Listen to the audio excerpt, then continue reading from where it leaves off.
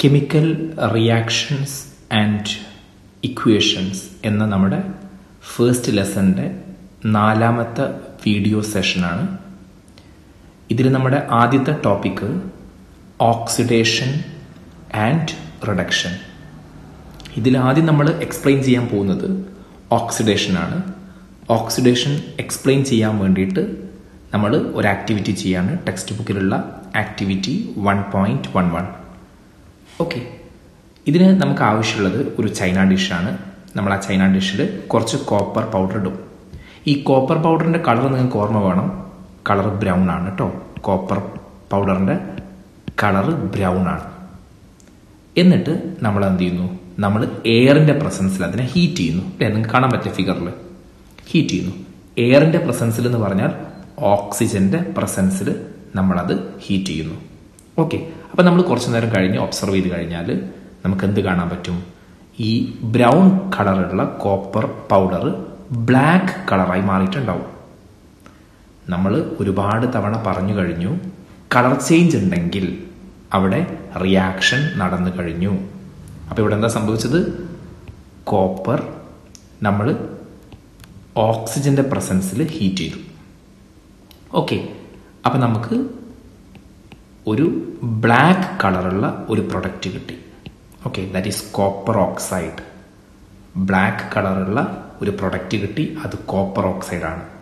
Okay, ഇപ്പം ഈ ഒരു റിയാക്ഷൻ നമ്മൾ നോക്കിയാൽ നമുക്ക് മനസ്സിലാവും, copper is added up with oxygen.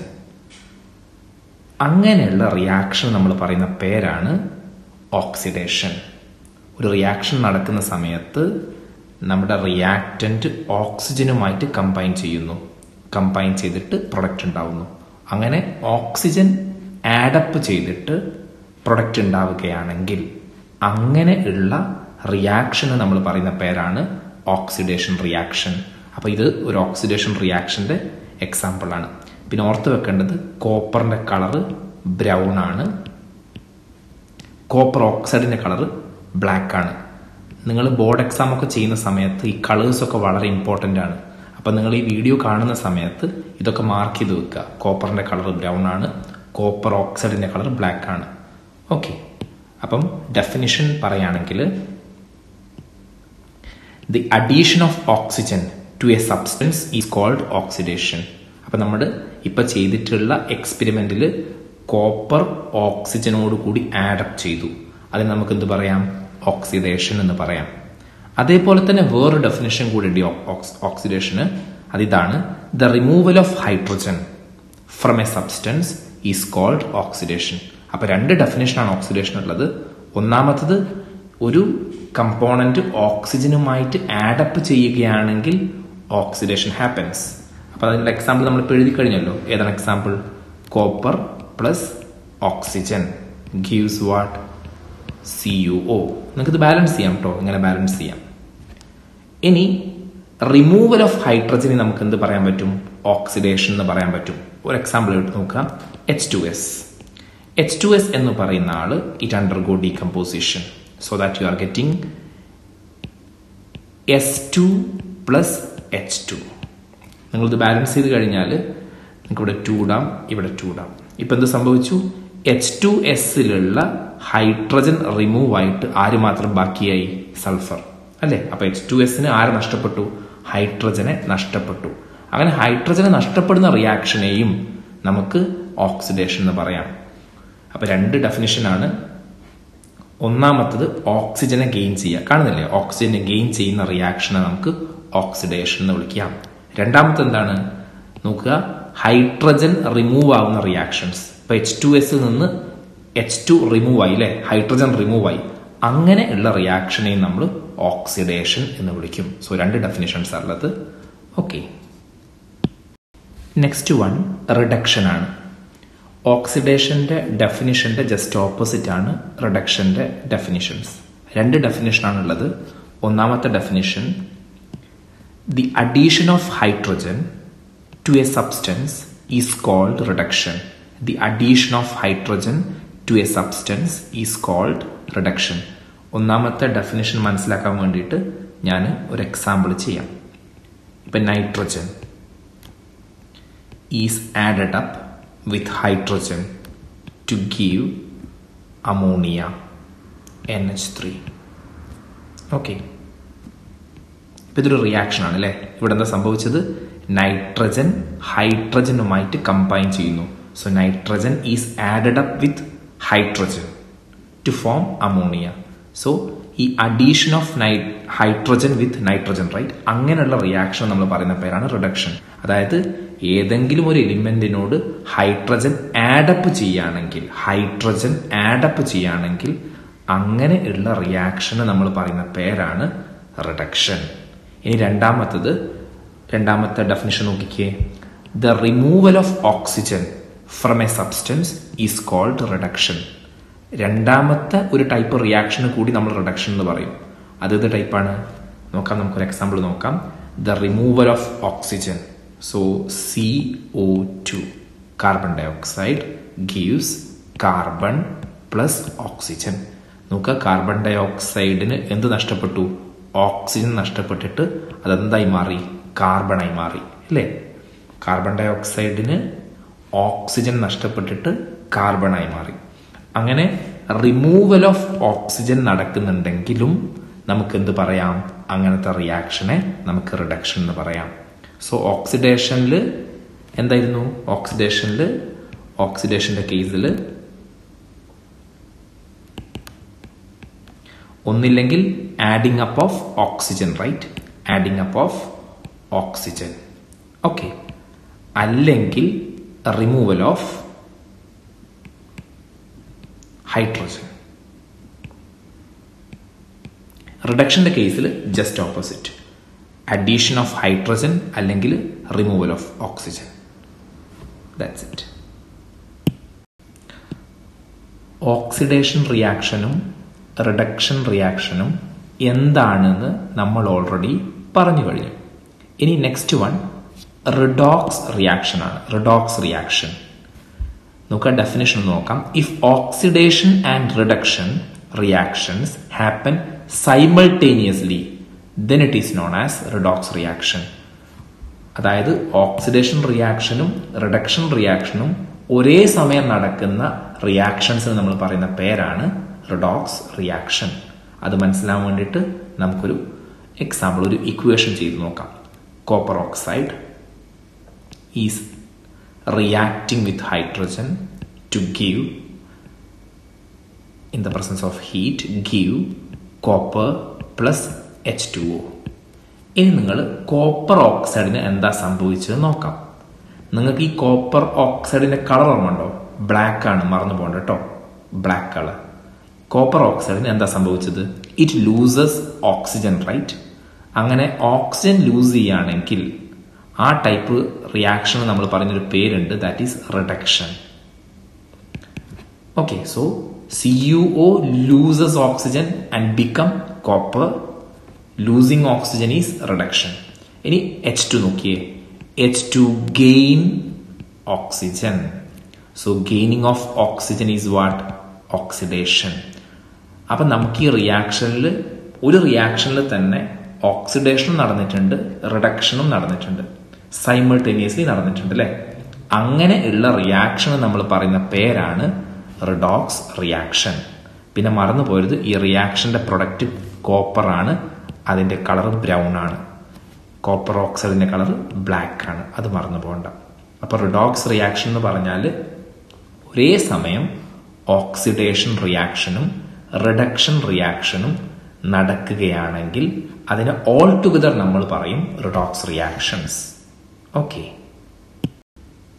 നമ്മൾ പഠിച്ചിട്ടുള്ള റിഡോക്സ് റിയാക്ഷനുമായിട്ട് ബന്ധപ്പെട്ട് രണ്ട് ടേംസ് കൂടിയുണ്ട്. ഓക്സിഡൈസിങ് ഏജന്റ്, പിന്നെ റെഡ്യൂസിങ് ഏജന്റ്.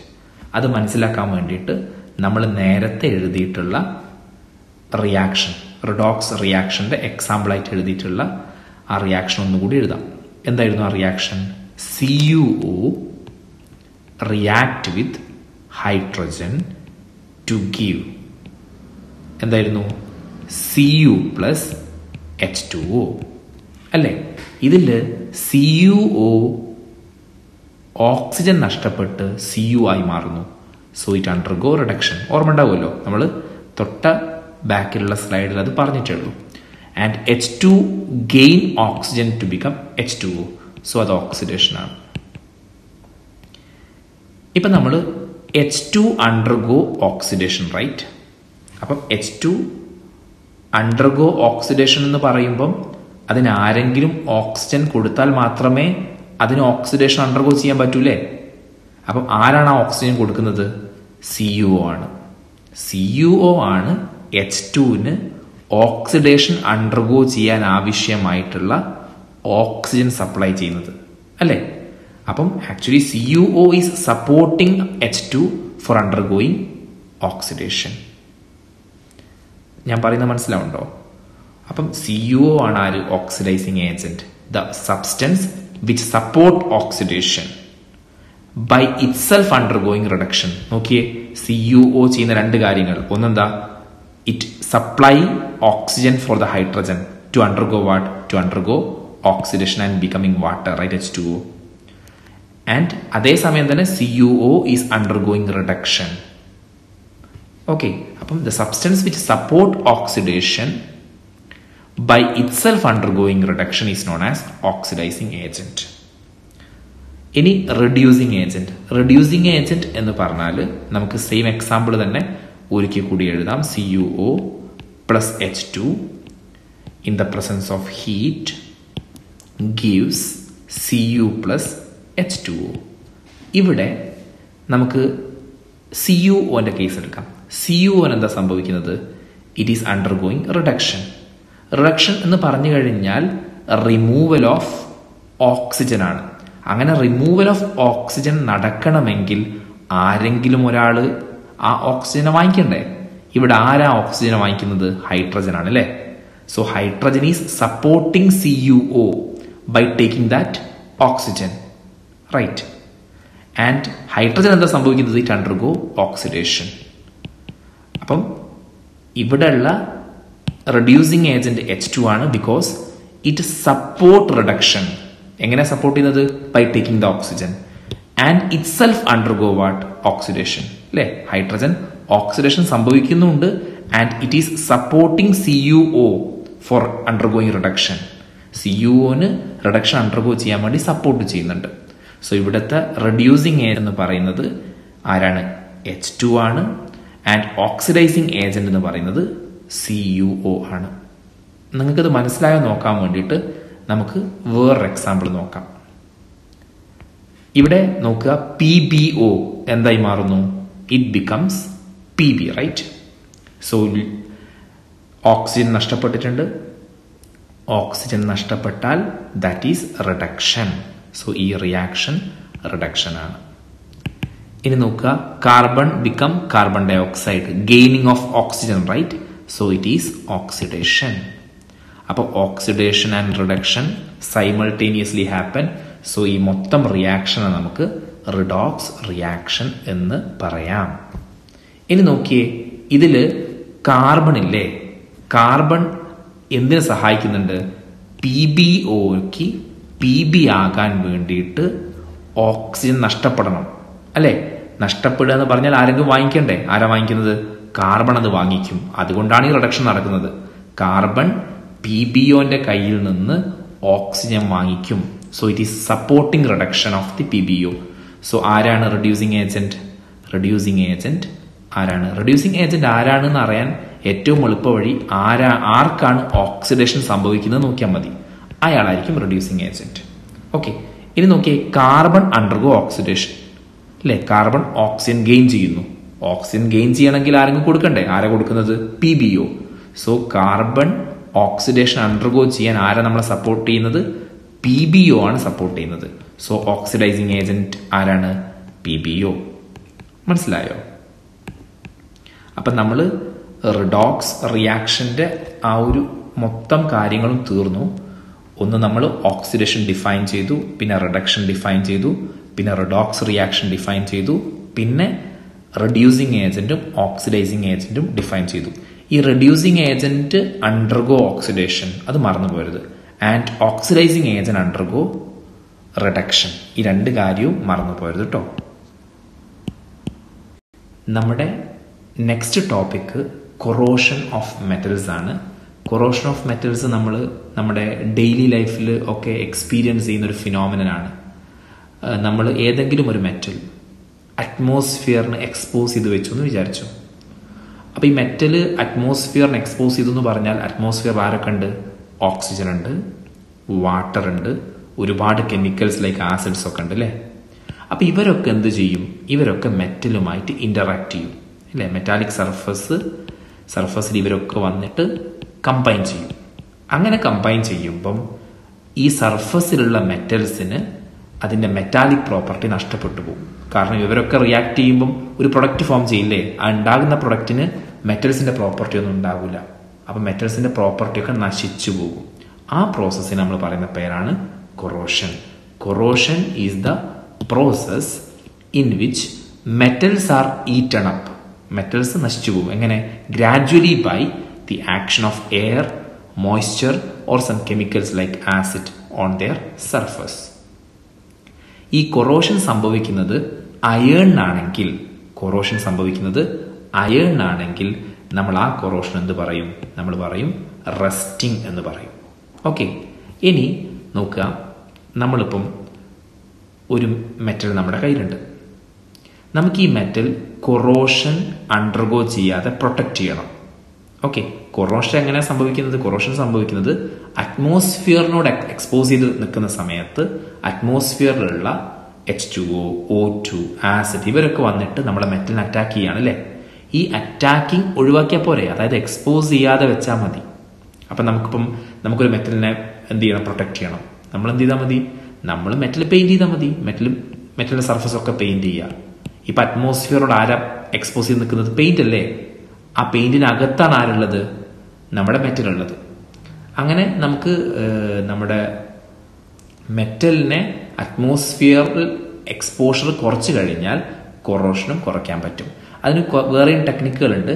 പക്ഷെ അത് നമ്മൾ ഈ ചാപ്റ്ററിൽ അങ്ങനെ ഡീറ്റെയിൽ ആയിട്ട് പറയുന്നില്ല. അത് മെറ്റൽസ് ആൻഡ് നോൺ മെറ്റൽസ് എന്ന് പറയുന്ന ലെസണിൽ ആ പ്രിവെന്റിങ് ടെക്നിക്കൊക്കെ നമ്മൾ ഡീറ്റെയിൽ ആയിട്ട് പറയുന്നുണ്ട്. എനിഹൗ നിങ്ങൾ ഏതെങ്കിലും രീതിയിൽ നമ്മൾ ഈ മെറ്റലിന് എന്ത് ചെയ്യുക? കോട്ട് ചെയ്യുക, ഒരു കോട്ടിങ് കൊടുക്കുക. നിങ്ങൾക്ക് ഗ്രീസ് യൂസ് ചെയ്ത് കോട്ട് ചെയ്യാൻ പറ്റും, അല്ലെങ്കിൽ മറ്റൊരു മെറ്റൽ യൂസ് ചെയ്ത് കോട്ട് ചെയ്യാൻ പറ്റും, അല്ലെങ്കിൽ പെയിന്റ് ചെയ്തിട്ട് കോട്ട് ചെയ്യാൻ പറ്റും.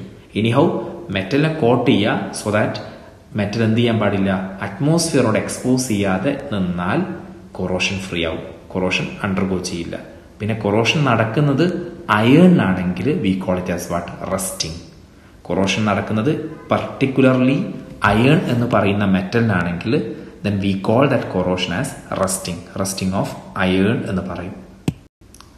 നമ്മുടെ നെക്സ്റ്റ് ടോപ്പിക് എന്ന് പറയുന്നത് കൊറോഷൻ ഓഫ് മെറ്റൽസ്. ഈ കൊറോഷൻ എന്ന് പറയുന്നത് നമ്മുടെ ഡെയിലി ലൈഫിൽ നമ്മൾ എക്സ്പീരിയൻസ് ചെയ്യുന്ന അല്ലെ, നമുക്ക് ചുറ്റും കാണാവുന്ന ഒരു ഫിനോമിനനാണ്. മെറ്റൽസ് ഒക്കെ നമ്മളിങ്ങനെ അറ്റ്മോസ്ഫിയറിൽ എക്സ്പോസ് ചെയ്ത് വെച്ച് കഴിഞ്ഞാൽ അറ്റ്മോസ്ഫിയറിൽ ആരൊക്കെയാണ് ഉള്ളത്? ഒരുപാട് ഗ്യാസസ് ഒക്കെ ഉണ്ട് അല്ലേ. കാര്യമായിട്ട് ഓക്സിജൻ ഉണ്ട്, പിന്നെ മോയ്സ്ചർ കണ്ടന്റ് ഉണ്ട് അല്ലേ, വാട്ടർ മോയ്സ്ചർ കണ്ടന്റ് ഉണ്ട്, പിന്നെ ഒരുപാട് ടൈപ്പ് ഓഫ് കെമിക്കൽസ് ഉണ്ട് ലൈക്ക് ആസിഡ്സ് ആൻഡ് ഓൾ. അപ്പം ഇവരില്ലേ, ഈ ഓക്സിജനും മോയ്സ്ചറും ആസിഡ്സും ഇവരെല്ലാം എന്ത് ചെയ്യുന്നു വെച്ച് കഴിഞ്ഞാൽ they come and attack the surface of metal. മെറ്റലിന്റെ സർഫസ് വന്നിട്ട് അറ്റാക്ക് ചെയ്യും. കാരണം എന്താ? It is directly expose to the atmosphere. അങ്ങനെ അറ്റാക്ക് ചെയ്യുന്ന സമയത്ത് ഈ സർഫസിൽ റിയാക്ഷൻ നടക്കും. ഓക്കെ, റിയാക്ഷൻ നടന്നിട്ട് പ്രൊഡക്റ്റ് ഫോം ചെയ്യും. ആ പ്രൊഡക്റ്റ് ഫോം ചെയ്യുമ്പം പുതിയ പ്രൊഡക്റ്റിന് അവിടെ ഉണ്ടായിട്ടുള്ള സർഫസിൽ ഉണ്ടായിട്ടുള്ള പുതിയ പ്രൊഡക്റ്റിന് മെറ്റൽസിൻ്റെ ഒരു പ്രോപ്പർട്ടി ഉണ്ടാവില്ല. ഫോർ എക്സാമ്പിൾ, മെറ്റൽ ഭയങ്കര ഹാർഡാണെങ്കിൽ ഈ റിയാക്ഷൻ നടന്നു കഴിഞ്ഞാൽ സർഫസിൽ ഉണ്ടാകുന്ന പ്രൊഡക്റ്റ് ഭയങ്കര സോഫ്റ്റ് ആയിരിക്കും. അപ്പോൾ സർഫസ് സോഫ്റ്റ് ആയി പോവില്ലേ. അപ്പോൾ മെറ്റൽസിന് അതിൻ്റെ പ്രോപ്പർട്ടീസ് ഒക്കെ നഷ്ടപ്പെട്ടു പോകും due to the interaction of oxygen, moisture, acid. ആ ഒരു ഫിനോമിനന് നമ്മൾ പറയുന്ന പേരാണ് കൊറോഷൻ. ഈ കൊറോഷൻ നടക്കുന്നത് ഒരു ദിവസമോ 2 ദിവസമോ കൊണ്ടൊന്നും ആയിരിക്കത്തില്ല. ഇറ്റ് ടേക്ക് മന്ത്സ് അല്ലെങ്കിൽ ചിലപ്പം വർഷങ്ങളൊക്കെ എടുക്കും. അതൊരു വലിയ സ്ലോ പ്രോസസ്സാണ്. ഓക്കെ, പിന്നെ ഈ കൊറോഷൻ നടക്കുന്നത് അയേണിനാണെങ്കിൽ നമ്മൾ അതിനെന്ത് പറയും? റസ്റ്റിംഗ് എന്ന് പറയും. അതായത് കൊറോഷൻ നടക്കുന്നത് അയേൺ എന്ന് പറയുന്ന മെറ്റൽ ആണെങ്കിൽ V call it as what? Rusting of iron എന്നാ പറയാം. ഓക്കെ, ഇനി നമുക്ക് ഈ കൊറോഷൻ തടയണം എന്ന് വിചാരിച്ചോ. കൊറോഷൻ തടയണമെങ്കിൽ നമ്മൾ എന്ത് ചെയ്താൽ മതി? അറ്റ്മോസ്ഫിയറിനോട് എക്സ്പോസ് ചെയ്യുന്നത് കൊണ്ടാണ് കൊറോഷൻ ഉണ്ടാവുന്നത് അല്ലേ? അപ്പം നമ്മൾ എന്ത് ചെയ്താൽ മതി? ആ എക്സ്പോസിങ് പോസിബിലിറ്റി ഇല്ലാതാക്കിയാൽ മതി. അതായത് നമ്മൾ ഏതെങ്കിലും രീതിയിലുള്ള ഒരു കോട്ടിങ് നമ്മുടെ മെറ്റൽ സർഫസ് കൊടുക്കുക. ഫോർ എക്സാമ്പിൾ പെയിന്റ് ചെയ്യുക. പെയിന്റ് ചെയ്ത് കഴിഞ്ഞാൽ പിന്നെ അറ്റ്മോസ്ഫിയറിനോട് എക്സ്പോസ് ചെയ്ത് നിൽക്കുന്നത് പെയിന്റ് ആയിരിക്കും അല്ലേ? ഈ പെയിന്റിനകത്താണ് ആരുള്ളത്? നമ്മുടെ മെറ്റൽ ഉള്ളത്. അല്ലെങ്കിൽ നമുക്ക് we can use oil or grease, ഓയിലിൻ്റെയോ ഗ്രീസിൻ്റെയോ ഒരു കോട്ടിങ് കൊടുക്കാം. അല്ലെങ്കിൽ നമുക്ക് പിന്നെ വേറെ ഏതെങ്കിലും ഒരു മെറ്റൽ ഉപയോഗിച്ചിട്ട് നമുക്ക് ഏത് മെറ്റലിനെയാണോ പ്രൊട്ടക്ട് ചെയ്യേണ്ടത് അതിനെ കൊണ്ട് കോട്ട് ചെയ്യാം. അതായത് നമ്മുടെ പ്രൊട്ടക്ട് ചെയ്യേണ്ട മെറ്റലിന് ചുറ്റും മറ്റൊരു മെറ്റൽ വെച്ച് കോട്ട് ചെയ്യാം. അപ്പം നമുക്ക് പ്രൊട്ടക്ട് ചെയ്യേണ്ട ആൾ അതിനകത്തല്ലേ ഉള്ളത്. So it is not expose to the atmosphere, right? ഇങ്ങനെ ഒരുപാട് ടെക്നിക്കുകൾ ഉപയോഗിച്ചിട്ട് നമുക്ക് മെറ്റൽസിനെ കൊറോഷനിൽ നിന്ന് പ്രൊട്ടക്ട് ചെയ്യാൻ പറ്റും. ഈ പ്രൊട്ടക്റ്റിംഗ് ടെക്നിക്കുകളൊക്കെ നമ്മൾ മെറ്റൽസ് ആൻഡ് നോൺ മെറ്റൽസ് എന്ന ലെസണിൽ ഡീറ്റെയിൽ ആയിട്ട് പഠിക്കുന്നുണ്ട്. ഓക്കെ, ഈ ചാപ്റ്ററിൽ ഏറ്റവും അവസാനത്തെ ടോപ്പിക്കാണ് റാൻസിഡിറ്റി. നമ്മൾ തൊട്ട് മുൻപ് പറഞ്ഞ കൊറോഷൻ അല്ലേ? എന്തായിരുന്നു കൊറോഷൻ? ഒരു മെറ്റൽ അറ്റ്മോസ്ഫിയറിൽ എക്സ്പോസ് ചെയ്ത് വെച്ചാൽ അറ്റ്മോസ്ഫിയറിലുള്ള ഓക്സിജനും മോയ്സ്ചറും ആസിഡും എല്ലാം വന്നിട്ട് മെറ്റാലിക് സർഫസിനെ അറ്റാക്ക് ചെയ്യും അല്ലേ? അങ്ങനെ അറ്റാക്ക് ചെയ്യുമ്പം മെറ്റാലിക് സർഫസിലുള്ള മെറ്റൽസിൻ്റെ പ്രോപ്പർട്ടി ഒക്കെ മെല്ലെ മെല്ലെ നശിച്ചു പോകും. ആ ഫിനോമിനനാണ് നമ്മൾ കൊറോഷൻ എന്ന് പറഞ്ഞത്. ഈ കൊറോഷൻ സംഭവിക്കുന്നത് ഫുഡിനാണെങ്കിലോ അതിനാണ് നമ്മൾ റാൻസിഡിറ്റി എന്ന് പറയാം. എന്ന് പറഞ്ഞാൽ നമ്മൾ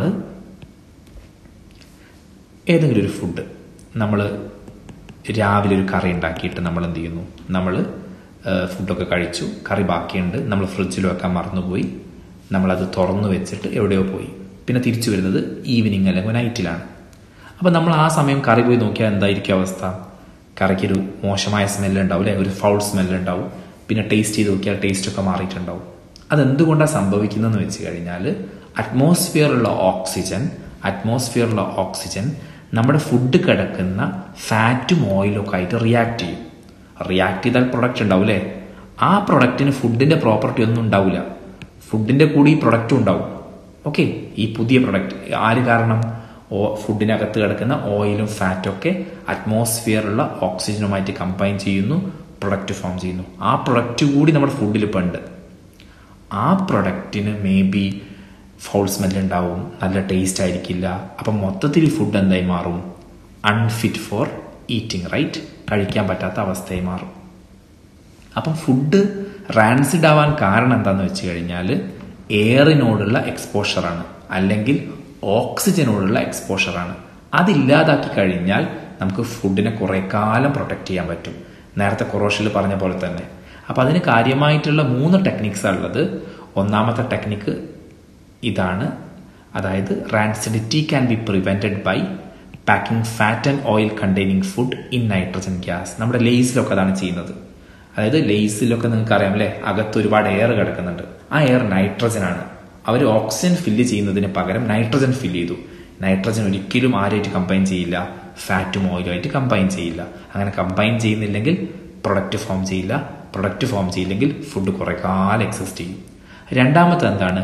rancidity can be prevented by adding antioxidants to food containing fat and oil. നമ്മൾ ഈ ഫുഡിന്റെ കൂടെ അല്ലേ, നമ്മളിപ്പോൾ അച്ചാറിലൊക്കെ പ്രിസർവേറ്റീവ്സ് ആഡ് ചെയ്യുന്നില്ലേ? ഈ പ്രിസർവേറ്റീവ് എന്ന് പറഞ്ഞാൽ അതിനകത്ത് ആന്റി ഓക്സിഡൻസ് ഉണ്ടാവും. എല്ലാ ഫുഡ് മെറ്റീരിയൽസും നമ്മളിപ്പോൾ കഴിക്കുന്ന പാക്കിംഗ് ഫുഡുകളിലെല്ലാം തന്നെ അവർ ആന്റി ഓക്സിഡൻസ് ആഡ് ചെയ്യും. അതുകൊണ്ട് എന്താ ഗുണം? ഈ ഫുഡ് ആന്റി ഓക്സിഡന്റ് എന്ന് പറഞ്ഞാൽ some chemicals which prevent the reaction with the oxygen. അപ്പം ഫുഡിനകത്ത് ഈ ആന്റി ഓക്സിഡൻസ് ഉണ്ടെങ്കിൽ ആന്റി ഓക്സിഡൻസ് എന്തിനു സമ്മതിക്കില്ല? ഓക്സിജനുമായിട്ട് റിയാക്ട് ചെയ്യാൻ സമ്മതിക്കില്ല. ഓക്സിജനുമായിട്ട് റിയാക്ട് ചെയ്തിട്ടില്ലെങ്കിൽ നേരത്തെ പറഞ്ഞ പ്രൊഡക്റ്റ് ഒന്നും ഫോം ചെയ്യത്തില്ല. ഓക്കെ, അതാണ് സെക്കൻഡ് ടെക്നിക്ക്. നമ്മൾ ഫുഡിന്റെ കൂടെ ആന്റി ഓക്സിഡൻസ് ആഡ് ചെയ്യാം. ആന്റി ഓക്സിഡൻസ് എന്ന് പറഞ്ഞാൽ ദേ ആർ സം കെമിക്കൽസ്, അവരെന്ത് ചെയ്യും? Which prevent the reaction of food with the oxygen. Okay, അപ്പോൾ ഫുഡ് കുറെ കാലം നിൽക്കും. മൂന്നാമത്തത്, നമ്മൾ ഒരു എയറും ഇല്ലാത്ത കണ്ടെയ്നേഴ്സിൽ ഫുഡ് സൂക്ഷിച്ചാൽ മതി അല്ലേ. നമ്മളിപ്പോൾ ഒരു കണ്ടെയ്നർ എടുക്കുന്നു, അതിനകത്ത് എയർ ഫുൾ ഫ്രീ ആക്കി നമ്മളിവിടെ ഫുഡ് സൂക്ഷിച്ചു വെക്കുന്നു. ഈ ഫുഡ് ഓക്സിജനുമായിട്ട് കമ്പൈൻ ചെയ്താൽ മാത്രമല്ലേ കേടാവും. ഓക്സിജൻ അകത്തേക്ക് വരാൻ പറ്റില്ല, കാരണം അത് എയർ ടൈറ്റ് കണ്ടെയ്നറാണ്. അതാണ് third technique. So first one packing food with nitrogen gas ആണ്. അതായത് നമ്മൾ പാക്കേജ് ചെയ്യുന്ന സമയത്ത് അതിനകത്ത് നൈട്രജൻ ഫില്ല് ചെയ്യാം. നമ്മുടെ ലേസ് ഒക്കെ എക്സാമ്പിളായിട്ട് നിങ്ങൾക്ക് ഓർത്ത് വെക്കാം. രണ്ടാമത്തത് നമ്മുടെ ഫുഡിന്റെ കൂടെ ആന്റി ഓക്സിഡൻസ് ആഡ് ചെയ്യാം. അപ്പോൾ ആന്റി ഓക്സിഡൻസ് എന്ത് ചെയ്യും? ആന്റി ഓക്സിഡൻസ് ഓക്സിജനുമായിട്ടുള്ള ഫുഡിന്റെ റിയാക്ഷനെ കൺട്രോൾ ചെയ്യും, പ്രിവെന്റ് ചെയ്യും. തേർഡ് വൺ, എയർ ഒരിക്കലും കടക്കാത്ത കണ്ടെയ്നേഴ്സിൽ ഫുഡ് സൂക്ഷിച്ച് വെക്കാം. അപ്പോൾ ഓക്സിജൻ വരാൻ പറ്റില്ലല്ലോ. ഓക്സിജൻ വന്നിട്ടില്ലെങ്കിൽ ഫുഡ് റാൻസിഡ് ആവില്ല. ഇതാണ് 3 പ്രധാനപ്പെട്ട techniques for preventing rancidity. Thank you students for watching this video.